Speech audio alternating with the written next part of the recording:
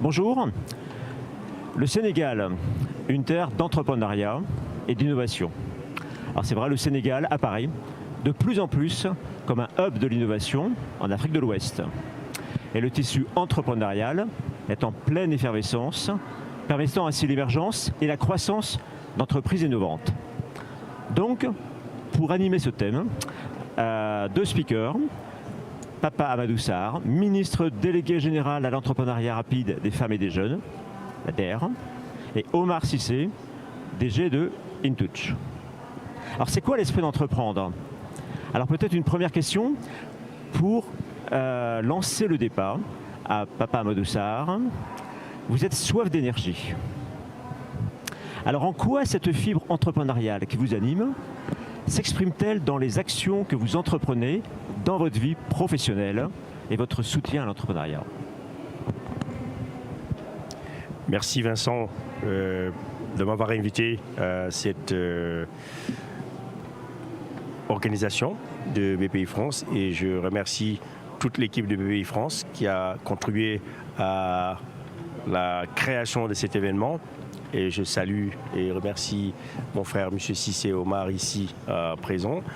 Et pour te dire vrai, je ne suis pas entrepreneur dans l'âme moi-même, mais je soutiens les entrepreneurs.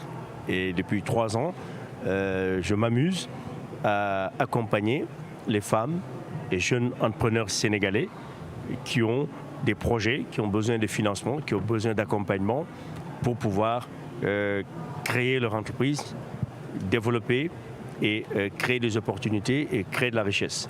Et mon propre parcours d'économiste, que ce soit au ministère des Finances ou là où je suis aujourd'hui à la présidence ou à l'OCDE, m'a toujours permis de me remettre en question, d'innover, d'oser, d'entreprendre et qui a fait qu'aujourd'hui, l'accompagnement que je donne financier et technique à ces jeunes et ces femmes me permet, avec mon équipe, une centaine de jeunes financiers, ingénieurs, techniciens, agronomes, etc., juristes, d'aider ces jeunes à porter, à monter leurs projets, à les accompagner pour créer de la valeur et de la richesse. Et c'est ce qui m'anime tous les jours en me réveillant, de 7h du matin jusqu'à 23h, jusqu'à minuit, des fois le week-end, à travers tout le Sénégal, dans les régions, dans les départements, dans toutes les communes, pour essayer de dénicher les talents, de créer des opportunités. Merci à vous. Quant à vous, Omar Cissé, vous êtes le fondateur et le PDG donc, du groupe InTouch, qui est aujourd'hui présent dans 10 pays sur le continent africain. Vous avez également fondé le premier incubateur dédié aux entreprises francophones d'Afrique de l'Ouest. Vous êtes également des cofondateurs de Teranga Capital, donc un fonds d'investissement dédié aux startups. Donc pour le coup, vous avez vraiment cette fibre entrepreneuriale. Qu'est-ce qui vous a poussé à emprunter ce chemin et surtout, quel type de contraintes est-ce que vous avez rencontré dans votre parcours? Merci beaucoup Christophe. Effectivement, au sortir de ma formation de l'école polytechnique de Dakar, je rappelle toujours, je suis très fier de dire que je suis un pur produit de l'école sénégalaise. De l'écosystème sénégalais globalement, mais aussi de l'écosystème africain. J'ai toujours été passionné par l'entrepreneuriat et motivé pour apporter des solutions aux contraintes auxquelles nous faisions face. Au sortir de ma première formation, j'ai très tôt lancé une première entreprise qui s'appelait 2SI, comme vous l'avez dit. L'idée pour moi, c'était de contribuer en se basant sur la formation que j'avais eue dans un premier temps. Du fait de toutes les difficultés qu'on avait rencontrées pendant une dizaine d'années, parce que c'était un écosystème où il fallait quand même tout faire. On parle de 2001, le mot d'incubation n'existait pas, l'accompagnement n'existait pas, tous ces événements qu'on voit n'existaient pas. À un moment donné, j'ai décidé d'accompagner en tout cas l'écosystème sénégalais par la mise en place de cet incubateur CETIC Dakar. Au niveau de CETIC, on a voulu bâtir un modèle aussi entrepreneurial qui s'équilibrait au bout d'un certain nombre d'années et qui permettait aussi d'accompagner le plus d'entrepreneurs possible. Mais malheureusement, on s'est rendu compte que l'accompagnement ne suffisait pas. On a beau accompagner ces jeunes, accompagner à se formaliser, si le financement n'était pas au rendez-vous, ces entreprises ne se développaient pas. Et du coup, avec mon ami Olivier Furdel, nous avons décidé de lancer Teranga Capital, accompagné par le fonds investisseurs et partenaires. Nous avons décidé de lancer un autre outil qui n'existait pas dans notre écosystème, parce que tout ce qui s'offrait à nos entreprises en son temps, c'était les banques. Et les banques, on le sait, n'accompagnent pas des jeunes entrepreneurs. Et cela nous a permis de lancer cette initiative-là. Au bout d'un certain nombre d'années, j'ai été pris encore par cette passion d'entreprendre, de faire soi-même les choses, mais de cette passion de faire les choses à une dimension plus importante, à une échelle africaine. Oui. C'est ce qui m'a motivé à mettre en place InTouch. InTouch qui est aujourd'hui une entreprise qu'on a lancée depuis le Sénégal. Après 2 ans, on a pu lancer 7 pays. Depuis 3 mois, on a lancé 3 nouveaux pays, l'Ouganda, la Tanzanie et le Nigeria. Notre objectif, c'est d'en lancer 10 dans les mois qui viennent. Et espérons que demain, nous arriverons à construire cette belle entreprise, en tout cas dont nous rêvons tous, qui pourrait être certainement une des plus belles licornes africaines qui viendrait d'un petit pays, mais qui viendrait aussi de l'espace francophone, qui en sort très peu. Très bien. Et justement, Monsieur le Ministre, quelles actions est-ce que l'ADER met en place ou quel plan d'action est-ce que vous avez pour pouvoir permettre l'émergence de futures pépites telles que InTouch au Sénégal? Alors, Omar fait partie des icônes de l'entrepreneuriat sénégalais, comme il a dit. Il a été au début de CETIC que nous reprenons pour accompagner les start-upers. Il a aussi, comme il a dit, co-créé Teranga Capital, qui est aujourd'hui un des principaux outils financiers qui accompagnent les startups, les PME en equity. On a co-investi dans une entreprise qui s'appelle WeCarry. Oui. Et en plus de cela, comme il a dit lui-même, il est à la tête de Touch, qui va devenir, j'en suis sûr, un géant africain dans 2-3 années. Et l'ADER et le gouvernement du Sénégal s'évertuent justement à trouver des pépites comme Omar et Touch, avec qui on a un partenariat, pour les aider à aller au next level. Et effectivement, dans son cas, il n'est plus à la recherche de seed money, mais c'est plus du série B et autres, et sur lesquels nous pourrons l'accompagner nous-mêmes ou avec d'autres partenaires, y compris de la garantie. Et Omar et nous travaillons ensemble justement pour dénicher ces jeunes talents, ces start-upers qui ont besoin de 50 000, 100 000, 200 000 euros, afin de pouvoir devenir les futurs licornes du Sénégal, de l'Afrique de l'Ouest et de l'Afrique de façon globale. Et aujourd'hui, je pense que, comme l'a dit tout à l'heure le président Macron et le président Kenyatta, l'heure de l'Afrique a sonné depuis longtemps. C'est un continent qui est jeune, plein d'opportunités, et cela se matérialise par la jeunesse de ses dirigeants, de ses entrepreneurs, et nous voulons travailler avec vous, BPI France et d'autres partenaires, pour aller de l'avant. Comme vous le disiez très bien tout à l'heure, Omar Cissé, l'innovation, la création, c'est un risque. C'est un risque qui n'est pas forcément porté par le secteur privé, mais qui doit être porté par la puissance publique, qui va jouer un effet de levier et qui va entraîner le secteur privé. Donc, à la fois aussi bien de l'ADER que vous, en tant qu'entrepreneur, comment voyez-vous la puissance publique qui crée en fait l'écosystème pour que les entreprises et les startups puissent grandir au Sénégal? Papa Moussar. Alors, l'innovation est au cœur même de tout ce que fait l'ADER. Nous avons 2 ans et demi d'existence. Nous avons innové pour en arriver là où j'en suis. Aujourd'hui, je regardais tout de suite les chiffres que mes collègues m'ont fait.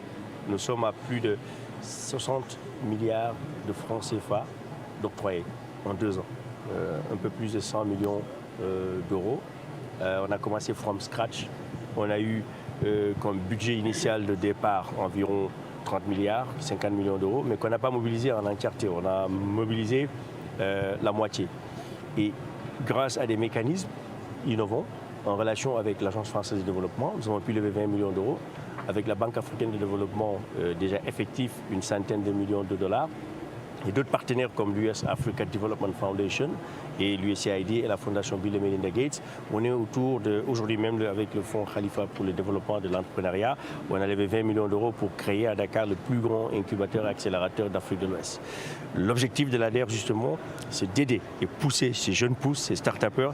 Comme Omar Cissé l'a dit, on a signé un accord avec l'École supérieure polytechnique de Dakar, l'École supérieure des CMT, des multinationales de télécommunications, mais aussi l'Université virtuelle du Sénégal, entre autres grandes écoles d'ingénieurs et de techniciens et de managers, afin justement de créer cette fibre entrepreneuriale, mais aussi d'innovation et de recherche-développement. Nous sommes en train d'acheter aujourd'hui, avec nos amis émiratis, Start AD, c'est un truc qui s'occupe de start-up d'innovation à Abu Dhabi, un Fab Lab complet, avec des équipements comme on en voit à Station F et à Zicamp pour les mettre à Dakar, dans nos locaux, mais aussi à l'ESP pour pouvoir aider ces jeunes qui ont eu à découvrir ou à faire des robots pendant la crise de Covid, Dr Care, un robot.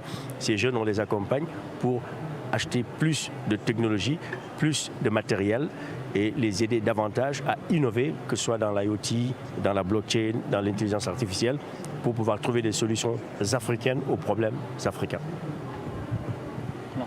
Et selon vous, donc Papa Madoussa, Omar Cissé, est-ce qu'il existe vraiment une spécificité sénégalaise qui permet de déployer davantage d'entreprises innovantes dans le pays? Quand on regarde à l'échelle de la sous-région, l'écosystème sénégalais paraît plus développé que les autres voisins. Et à quoi cela est-il dû? Et donc, existe-t-il une autre spécificité qui serait plus liée au secteur privé? Je suis ravi de constater en tout cas que depuis un certain nombre d'années maintenant que le Sénégal de plus en plus est en train de s'affirmer au niveau africain mais au niveau mondial. Chaque fois qu'on parle d'entrepreneuriat, chaque fois qu'on parle de l'Afrique, le Sénégal est toujours cité. Je ne peux compter le nombre de fois que j'ai entendu le nom du Sénégal depuis ce matin dans les différents panels et dans les différentes interventions. Et vous avez raison, il y a certainement une spécificité et ce n'est pas parce qu'il est là, mais des acteurs comme la DER aujourd'hui, ils contribuent fortement.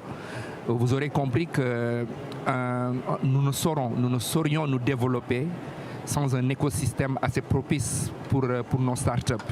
Je pense que nous bénéficions aujourd'hui d'un cadre où les ressources humaines sont déjà au rendez-vous. Vous voyez, le Sénégal est un des viviers en termes de ressources humaines du fait de l'éducation qu'il propose à tous les autres pays francophones. Nous recevons beaucoup de gens qui viennent se former au Sénégal qui ne rentrent pas.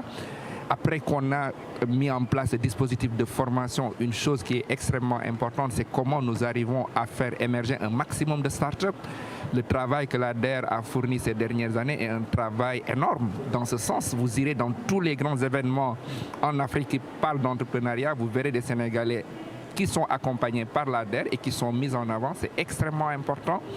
Vous avez beaucoup d'outils qui sont en train de se structurer autour de cela, parce que c'est bien d'accompagner, comme je disais, mais si le financement n'est pas au rendez-vous, ça ne se fera pas.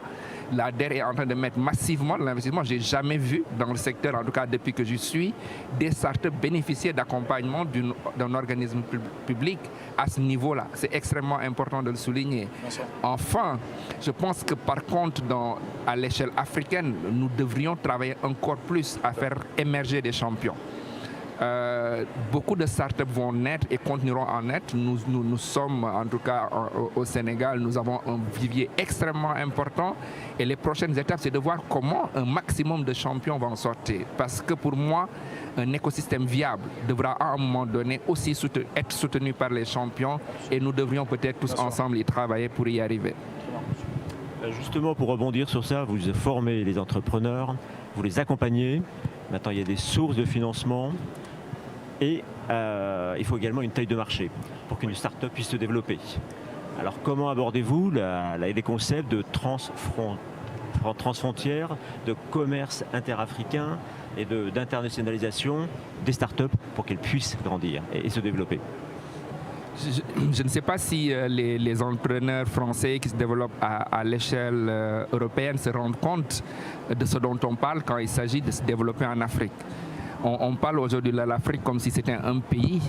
L'Afrique, c'est un continent. Et ce n'est pas qu'un continent, c'est même 54 pays. parce que chaque pays a ses réalités. Absolument. Il m'est extrêmement difficile aujourd'hui de faire du business avec mon voisin le plus proche qui est la Guinée. Extrêmement difficile, du fait juste qu'on ne partage pas la même monnaie. Pour envoyer de l'argent en Guinée, à ma filiale guinéenne, qui est entièrement détenue par InTouch au Sénégal, je suis obligé de passer par la France. Je fais remonter les capitaux pour redescendre. Si je dois payer un fournisseur chinois depuis le Cameroun, je dois passer par la France. Je ne sais pas si on se rend compte des vraies réalités, des vrais problèmes qui existent encore pour qu'on puisse se développer en Afrique. Nous avons eu la chance de commencer par un pays, d'en faire 7 et aujourd'hui 10, mais chaque pays avec sa réglementation. Se développer au Maroc, depuis 2 ans, j'essaie de le faire. Extrêmement compliqué. Se développer au Nigeria, où par contre, l'écosystème est structuré, mais accueille difficilement d'autres structures qui viennent d'autres pays. Surtout quand on parle d'un petit pays comme l'Afrique francophone, on vous regarde en vous disant « qu'est-ce que vous faites ici ?» C'est extrêmement compliqué, mais je pense qu'en tout cas, il faut que nous osions. Que nous osions le faire, qu'on se dise on est encore freiné par beaucoup de barrières. C'est des barrières géographiques, c'est des barrières liées à la monnaie, c'est des barrières liées à la religion, c'est des barrières liées à la peau. Moi, je pense que l'entrepreneuriat devrait aider à faire tomber tout cela. Et en tout cas, nous, au quotidien, c'est ce que nous nous efforcions à faire. C'est difficile, mais quelqu'un disait, c'est pas le chemin qui est difficile, c'est difficile qui est le chemin. Et donc, on va continuer à nous battre et je pense qu'on y arrivera. Très bien. Et Papa Amadou Sarr, quel a été l'impact du Covid sur les financements que l'ADER apporte donc aux entrepreneurs sénégalais? Et donc deuxième question, comment est-ce que vous travaillez avec le secteur informel? Alors, je voudrais confirmer ce qu'a dit Omar Cissé sur le fait qu'effectivement, il était un peu encore très difficile de commercer entre les pays en Afrique. Aujourd'hui, j'espère qu'avec la ZLECA, les choses vont évoluer. Au niveau de l'UEMOA ou de la CEDEAO, c'est un peu plus facile. Mais il faudrait qu'on en arrive à cette zone de libre-échange continentale à l'échelle africaine pour pouvoir avoir un big player ou comme un game changer, comme disait le président Macron ce matin. Pour revenir à ta question, je peux choquer certains, mais pour dire que 2020, la crise a été une bonne crue pour l'ADER, car on a pu investir 25 milliards de francs CFA, plus de 40 millions d'euros en 4 mois dans la phase de la crise. Comment? Nous avons pu générer des revenus sur la base des investissements que nous avons pu faire en dette en 2018. Et nous avons réinvesti ces ressources auprès de PME, de start-up qui avaient besoin de liquidités, d'accompagnement. Il y avait aussi des suspensions de remboursement d'échéances au niveau des banques qui nous accompagnent, mais aussi du cash frais qui a été investi dans l'entrepreneuriat agricole, les semences, les engrais pour l'hivernage, mais aussi l'achat de produits agricoles et horticoles, les noix de cajou, de la pomme de terre, de l'oignon qui pourrissaient parce que personne ne les consommait plus, il n'y avait plus d'école, il n'y avait plus d'université, il n'y avait plus de restaurants, il n'y avait plus de... Nous les avons conservés dans des chambres froides, nous en avons transformé pour les exporter plus tard et cela a permis des milliers d'entrepreneurs agricoles d'être autonomes. Les masques, comme celui que je portais tout à l'heure, c'est des masques qui ont été faits par des tailleurs sénégalais. Nous avons accompagné 5000 tailleurs sénégalais avec 5 millions d'euros investis en cash, en investissement, en équipement pour ces tailleurs sur l'ensemble du territoire et d'autres secteurs, j'en passe. Donc la Covid a été une opportunité pour nous d'accompagner ces entreprises à être résilientes. Et au-delà de cela, nous avons compris et nous avons créé un plan de relance approprié de 54 milliards de francs CFA, un peu plus de 100 millions d'euros pour accompagner ces mêmes entrepreneurs à réinvestir dans le cadre de post-Covid. C'est dans la souveraineté alimentaire, c'est l'agriculture, c'est le transport, c'est les services, c'est l'économie numérique. Et car nous sommes persuadés que cette crise sera derrière nous et qu'il faudrait revivre et nous voulons accompagner ces entrepreneurs dans cette deuxième phase de reboot. D'une certaine manière, vous êtes le plan de relance du Sénégal, enfin des entrepreneurs. Des entrepreneurs, oui, ouais, des entrepreneurs. Mais le grand plan de relance du Sénégal a déjà été lancé par le président Macky Sall. Bien sûr. Ouais. Et pour revenir à la racine de l'arbre, le Sénégal, terre d'entrepreneuriat, c'est l'esprit d'entrepreneur. Comment c'est donc la formation? Est-ce qu'il souffle dans l'esprit d'entrepreneur dans les écoles? dans les écoles de commerce, dans les universités? Est-ce qu'il y a des programmes qui sont mis en place au Sénégal pour faire évoluer cette prise de risque et cette prise de développement? Effectivement, je pense que l'entrepreneuriat, comme je disais, ne se développerait pas sans cet écosystème et tout part de la formation. On disait que pour qu'on puisse réussir à avoir des entreprises viables, il faut qu'on ait des gens capables de porter ces entreprises. Si on n'a pas assez de gens formés, c'est compliqué. Et le Sénégal, en tout cas, nous pouvons être fiers dans ce cadre-là de ce que nous avons mis en place autour de la formation. Et moi, en tout cas, au sortir de ma première ma formation d'ingénieur, j'ai tout de suite décidé d'entreprendre.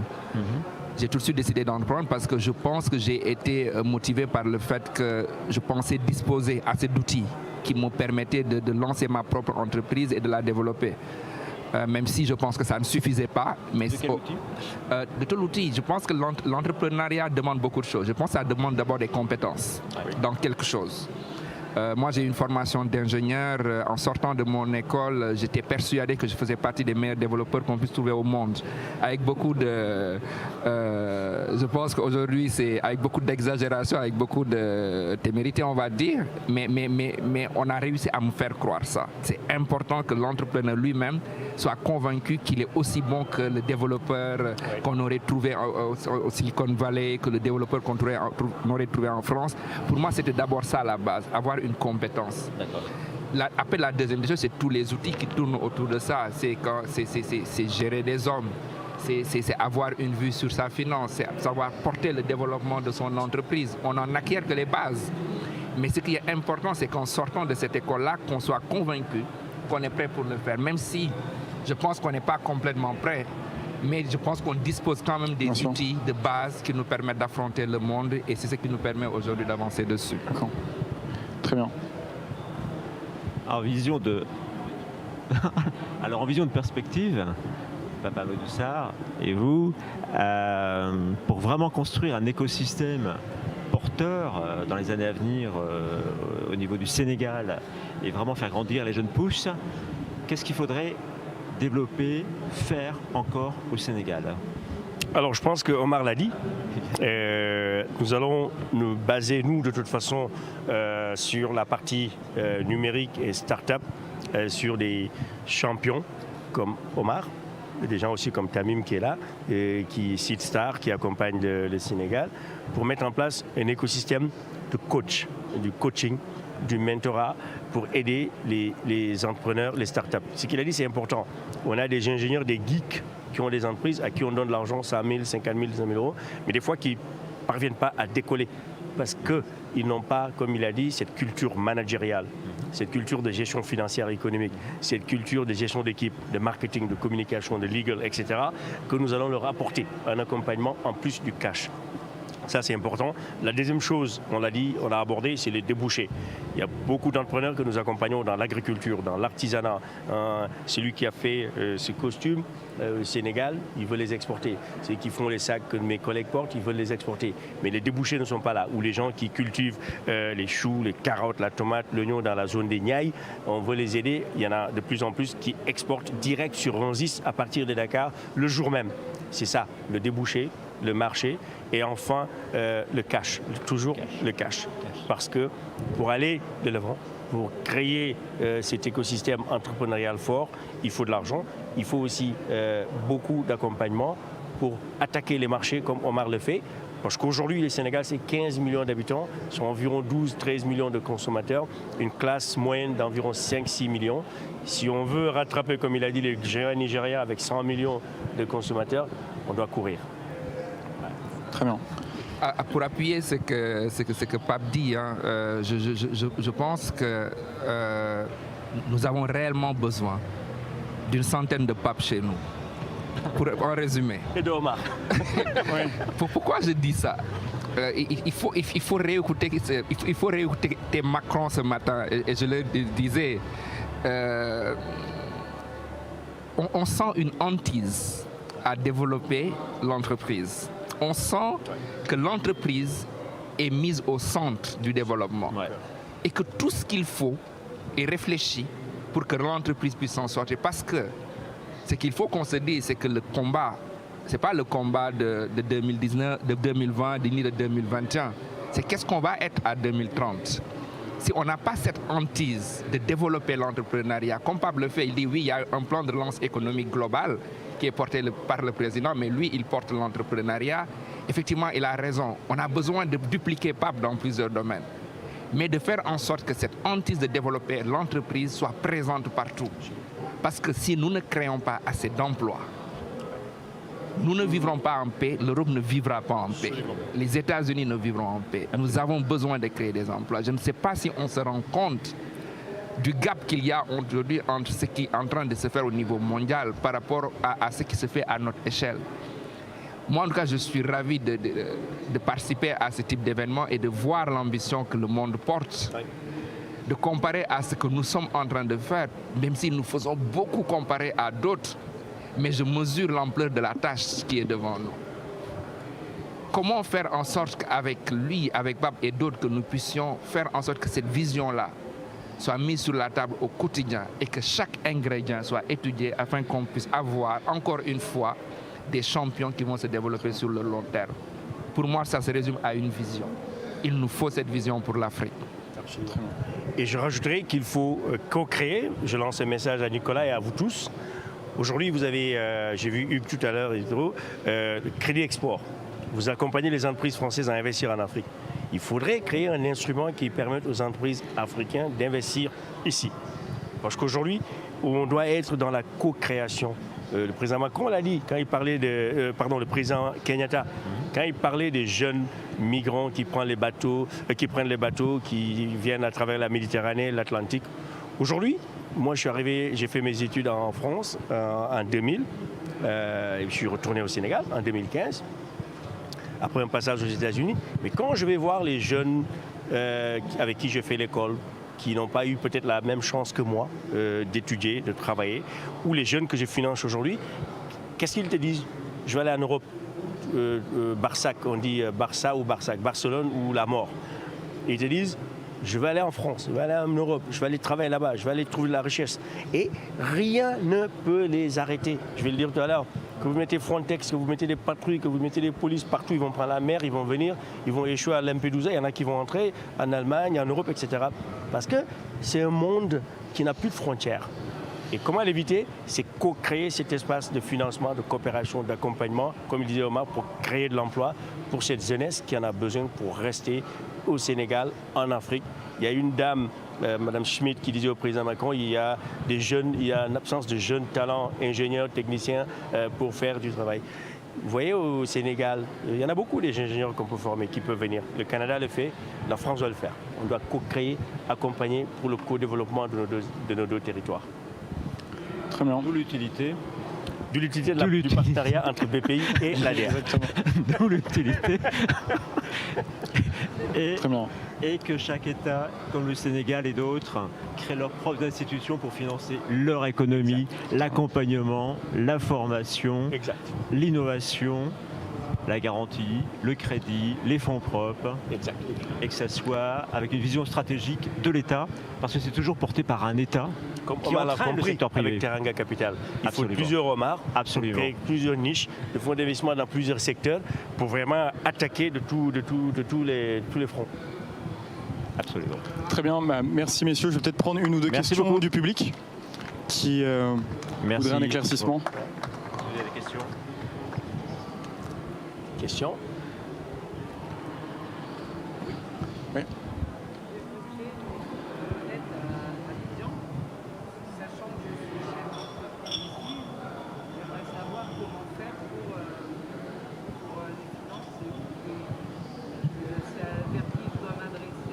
Au Sénégal? Alors, nous, dans le cadre de notre structure, la Délégation Générale d'Entrepreneuriat Rapide pour les femmes et les jeunes, nous finançons les entreprises au Sénégal. Mais nous avons créé un fonds diaspora de 5 millions d'euros pour les Sénégalais de la diaspora ou même les Africains qui veulent co-investir avec nous, mais au Sénégal. Mon argent ne peut pas sortir, mais je veux prendre votre argent. Voilà, on co-investit 40-50-50, 40-60 pour créer de belles opportunités au Sénégal ou à Abidjan. Donc nous sommes prêts à vous accompagner. Il y a la directrice des investissements qui est juste à côté de vous. Voilà. Très bien. Et concernant le déploiement de votre entreprise en France, nous pourrons également échanger donc, sur les différents outils de BPI France pour vous accompagner à créer votre entreprise. Absolument.